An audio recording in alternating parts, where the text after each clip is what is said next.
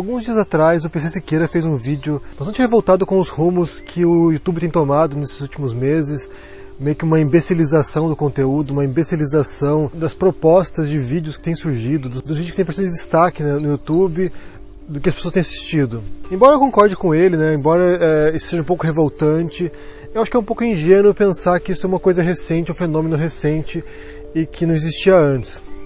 Na verdade, se a gente for acompanhar a história da arte, a história da cultura, a história da intelectualidade, o que a gente vê é que é a história da elite, é um tipo de expressão da voz da elite, de uma minoria com poder político, com poder econômico e com poder intelectual. Durante toda a história da humanidade, ou boa parte da história da humanidade, principalmente durante o período romano, a Idade Média e depois no Renascimento e no Iluminismo, até o século XIX, quando houve a Revolução Industrial, o que a gente vê são as classes dominantes determinando o que é considerado a cultura, o que é considerado a grande cultura. Não que paralelamente não houvesse a cultura popular, não houvesse outras manifestações de cultura popular. Elas haviam, elas existiam. Só que como elas eram das classes mais pobres, do povão, elas foram esquecidas ou entraram à margem ou em relação à cultura de elite. O que a gente vê no século XX e depois agora na nossa época foi um tipo de cultura que não é mais ditada pela elite, não é uma cultura de cima para baixo, não é uma cultura voltada para o público mais rico, para a aristocracia ou para a burguesia, mas para as massas. Quando a gente pensa, por exemplo, em Mozart, ou em Bach, ou em Dostoiévski, por exemplo, grandes nomes da cultura, da literatura, da música, ou o que for, eles dialogavam com uma classe muito específica. O Mozart tocava para a aristocracia vienense, ou de Salzburg, ou pela aristocracia europeia em geral. Dostoiévski escrevia para os intelectuais russos, ou para os intelectuais europeus. Ele não estava dialogando com a massa, ele não estava dialogando com as pessoas comuns. Na verdade, para o século XX, que a gente percebe que é um nivelamento por baixo, Porque quando você fala com as massas, quando você fala com o grande público, você tem que simplificar o conteúdo, você tem que simplificar a tua linguagem, você tem que tornar aquilo mais acessível. Você não pode usar a elite, você não pode usar os intelectuais como referência, você tem que usar as pessoas comuns e encontrar um denominador comum para isso, encontrar um nível médio ou médio abaixo para poder atingir o maior número de pessoas possível. O que isso cria, o que isso causa a longo prazo, é um costume de assimilar esse tipo de cultura mais rasteira, esse tipo de cultura mais acessível. É meio que um círculo vicioso no qual você fornece um conteúdo mais rasteiro, um conteúdo mais baixo, e isso cria uma exigência por conteúdo semelhante. Você pega aí quase um século de cultura de massa, até um pouco mais, e você vê que o estrago já está causado. Você já criou um público que está habituado a isso e quer esse tipo de coisa.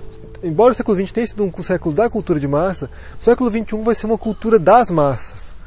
Não é mais alguém, um produtor cultural, uma produtora, uma gravadora ou uma editora que está determinando o que as massas devem assistir, que está tentando reconhecer qual é a linguagem da massa, mas são as massas, somos nós, as pessoas comuns, somos nós que consumimos toda essa cultura industrial durante décadas, que estamos gerando agora um novo tipo de cultura que se funda nessa cultura de massa, que se funda nessa linguagem e que é voltada para esse público também. Ou seja, a gente deglutiu isso e agora a gente está vomitando isso de novo. E o YouTube é uma demonstração disso, a internet é uma demonstração disso no geral. Você pega esses jovens aí, esses adolescentes ou que estão produzindo no YouTube, eles estão reproduzindo a linguagem da cultura de massa que eles consumiram, estão reproduzindo a linguagem que eles já estão habituados, e estão fazendo isso para um público parecido com eles. Eles se aprisionaram nessa linguagem, eles não têm a capacidade de fugir dessa linguagem, eles não têm a capacidade de fugir desse esquema que os aprisionou e ficam reproduzindo as mesmas coisas. Que por um momento houvesse algum tipo de debate um pouco mais enriquecedor, houvesse algum tipo de debate um pouco mais elevado no YouTube, como o PC Siqueira falou, que foi no começo do YouTube, é um ponto fora da curva. Isso aí é a exceção, isso aí é o anormal. Talvez porque quando há uma ruptura tecnológica, algum tipo de mudança tecnológica, um tipo de mudança paradigmática, os primeiros a aderirem a ela são pessoas com um pouquinho mais de visão. Então vamos supor que nos primórdios do YouTube, ou nos primórdios dos blogs, houve uma adesão de um tipo de pessoa que pôde estabelecer esse tipo de debate, que pôde abordar temas mais sérios, mas à medida que a massa começa a chegar, à medida que começa a vir o público geral para cá, há uma queda na qualidade, há uma queda no tipo de produção que é feita. Há uma massificação do conteúdo. E que eles façam sucesso é natural, porque essa é a linguagem que eles estão habituados, é a linguagem que nós estamos habituados, é a linguagem que nos é forçada a goela abaixo. Então essa estupidez, essa boçalidade, não é um fenômeno recente, não é um fenômeno novo, ele na cultura de massa tem como disse, uns 100 anos, mas na verdade ela sempre existiu em paralelo à cultura de elite também.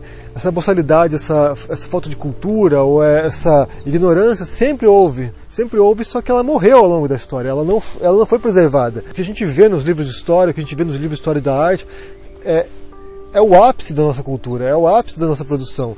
Foram as pessoas que estavam no topo ali, e que foram lembrados, que foram reconhecidos. Quem estava na base, quem estava produzindo a cultura mais rasteira, a cultura... Bem, eu não quero associar a cultura popular com a cultura rasteira, porque a cultura popular é um pouco diferente, mas quem estava na base disso aí, produzindo para o povão, foi esquecido.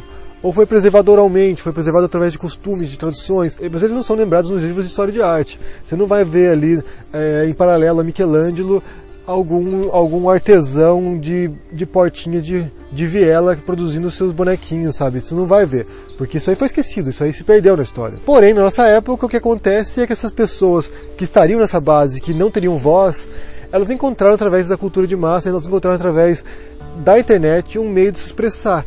Essas vozes que seriam silenciadas, essas vozes que jamais seriam ouvidas, hoje elas são ouvidas. Então a gente tem uma clara noção da imbecilidade humana.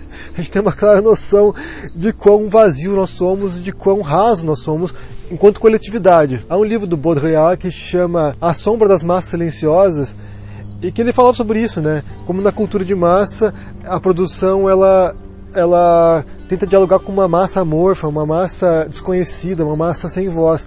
Mas o que acontece hoje é que essa massa, ela assumiu a voz, ela assumiu o discurso, e ela está tomando rédea dos meios de comunicação, está assumindo as rédeas desse diálogo, desse discurso, e está regurgitando tudo isso, está regurgitando todo esse vazio, toda essa besteira que a gente está vendo agora.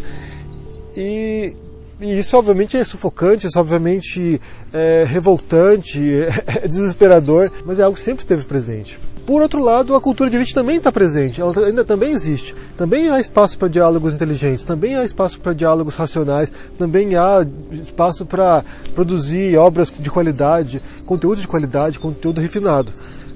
Só não sabemos se vai ter público para isso, mas existe. Por exemplo, o que eu falo com vocês aqui, o que eu tento fazer com vocês aqui, é tentar elevar o nível do debate, tentar propor perguntas, propor temas para a gente debater, para a gente refletir. Então, você vê, nesse espaço aqui democrático, ou supostamente democrático, tem espaço para todo mundo, mas é evidente que o lixo, é evidente que a besteira, que a babaquice sempre vai ter maior visibilidade, porque é o que as pessoas gostam, é o que as pessoas consomem, e é o tipo de coisa que elas fazem no dia a dia delas. E há espaço para babaquice também, gente. Há espaço pra gente fazer besteiras no nosso dia a dia, falar besteira, falar merda, mas é importante parar algum momento e dedicar uns minutinhos, pelo menos, do seu dia, uns 10, 15 minutos do seu dia para reflexão, para empreender esse esforço intelectual de compreender a nossa realidade, de questionar o mundo que nos circunda, e de tentar transformar as coisas de maneira racional e inteligente. Que eu acho que a nossa grande distinção enquanto ser humano é de poder refletir sobre as coisas